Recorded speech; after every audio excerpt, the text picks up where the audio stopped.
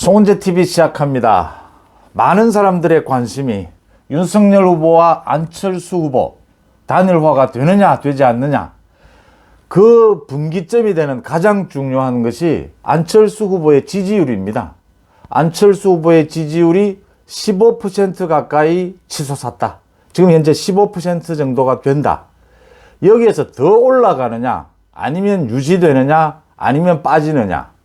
안철수 후보의 지지율이 15%까지 이렇게 치솟한 것, 거의 대부분이 윤석열 후보의 지지율이 무너지면서 안철수 후보로 옮겨왔다.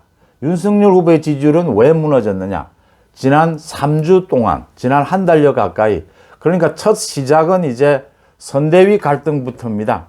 선대위 갈등, 그 다음에 이어서 부인인 김건희 씨 사과 논란, 거기에 이어서 이준석 대표와의 갈등, 이런 부분들이 이어지면서 윤석열 후보의 지지율이 빠지고 대부분이 안철수 후보로 옮겨왔다. 그 힘으로 안철수 후보가 두 자릿수 지지율이 되었다. 안철수 후보 스스로 자신의 어떤 이슈 파이팅으로 지지율이 오른 것은 아니다. 그런데 윤석열 후보와 이재명 후보가 여러 가지, 윤석열 후보는 뭐 부인 문제, 이재명 후보는 가족이나 대장동 비리로 인해서 안철수 후보가 뚜렷하게 이슈 파이팅을 하지 않아도 지지율이 옮겨가는, 또 지지율을 유지할 수 있는 그런 저력은 갖추게 되었다라고 하는 점이 또 놀랍고요.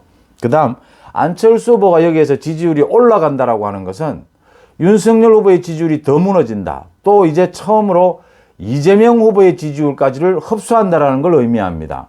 안철수 후보의 지지율이 더 올라간다라고 하는 것은 이젠 상당 기간 3강 구도로 갈 것이다 라는 얘기입니다. 국민의힘 일부 이준석 대표가 얘기하듯이 안철수 후보의 지지율이 다시 한 자릿수로 빠질 것이냐, 그건 어려울 것이다 라고 보입니다. 현재 전체 상황상 안철수 후보도 청년청 2030에 대해서 꾸준하게 지금 많은 공약들, 많은 어필들을 해왔기 때문에 현재 두 자릿수 지지율은 최소한 유지하거나 앞으로 조금 더 상승할 여력 정도는 있다, 이렇게 보이는 부분입니다.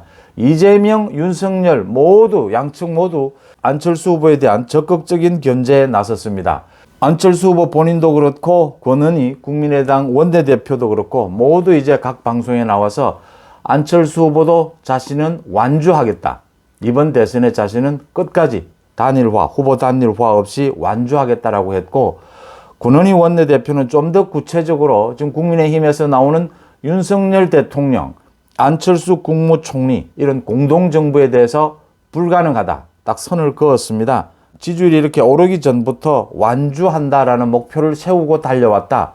국민의힘이 정권 교체를 해낼 수 있는 저력은 가지고 있지 못하다, 그런 자격을 가지고 있지는 못하다라고 판단해서 국민의당 힘으로 정권 교체를 해내겠다, 완주하겠다, 이 부분을 강조하고 있습니다. 그러니까 안철수 후보 측에서는 지금 단일화, 후보 단일화 이야기를 꺼내지 않는 것이 지지율을 더 끌어올리는 데는 도움이 된다라고 판단하고 있는 겁니다.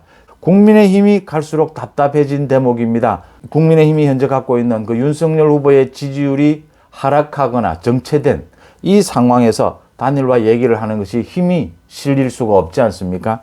그래서 국민의힘은 좀 답답한 모양새다. 전체 정황을 보건대 안철수 후보가 현재의 지지율을 유지하거나 조금 더 상승할 여력이 있다, 이렇게 보고 있습니다. 그렇다면 최소한 이번 주까지는 안철수 후보의 지지율이 더 상승하느냐 어떻느냐를 지켜봐야 하고, 안철수 후보 측에서도 단일화 협상에 대해서 굉장히 소극적이거나 선을 그을 것이다. 여기에서 중요한 것은 안철수 후보가 자신의 지지율이 지금 두 자릿수가 되었고, 또 단일화를 하면 윤석열 후보보다 오히려 더 많이 나오고, 단일 후보가 되었을 경우에 윤석열 후보보다 오히려 더 이재명 후보에 비해서 경쟁력이 더 높다, 이런 여론조사에 굉장히 좀 고무된 모습인데, 사실은 말하는 역선택 부분이 분명히 있죠. 여론조사 결과에도 나오죠.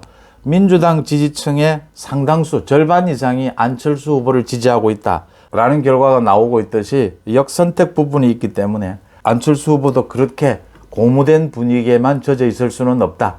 또 안철수 후보 스스로 지금 잘해서 스스로 정말 뭐 국민들에게 감동을 주는 그런 공약, 그런 캠페인이 있어서 지지율이 오른 것이 아니기 때문에 지금 당장은 후보 단일화에 대해서 좀 선을 긋더라도 장기적으로 다음 주나 후보 단일화에 대해서 그렇게 소극적인 자세만으로는 자신의 지지율을 관리해 가기도 쉽지는 않을 것이다. 이런 점에서 윤석열 후보와 함께 정권 교체를 위한 후보 단일화에 좀 더 적극적으로 나서지 않겠느냐, 또 좀 더 적극적으로 나서야 하지 않겠느냐, 이런 분석들도 나오고 있습니다. 어쨌든 안철수 후보의 이 지지율 등락 부분은 윤석열 후보의 지지율과 이렇게 연동되어 있기 때문에 윤석열 후보의 지지율이 빠진 이유도 다양하지 않습니까?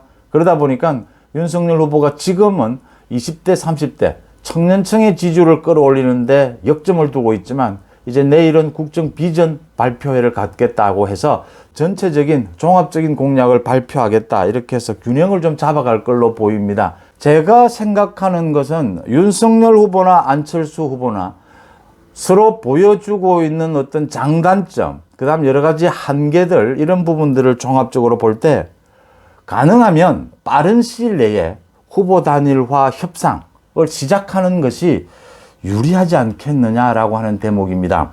당장은 아니더라도 윤석열 후보도 지지율이 반등하는 시점, 안철수 후보도 지지율이 어느 정도 정착되는 시점, 그런 시점에 후보 단일화 협상 시작하는 것이 이 대선 전체에서 정권 교체를 바라는 쪽으로, 정권 교체를 희망하는 쪽에서는 좀 더 바람직한 현상이 아니겠느냐라고 보입니다.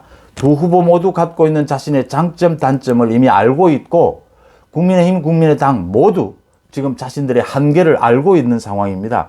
지금 뭐 비판하지 않는다고 해서 윤석열 후보가 다 잘 알고 있는 것도 아니고, 지금 비난하지 않는다고 해서 안철수 후보가 지금 굉장히 선거 캠페인을 잘하고 있다, 이렇게 볼 수는 없거든요. 양 후보 진영 모두 좀 적극적으로 후보 단일화 문제를 검토하는 것이 중요하지 않나, 이렇게 생각을 합니다. 송은재TV 마칩니다. 고맙습니다.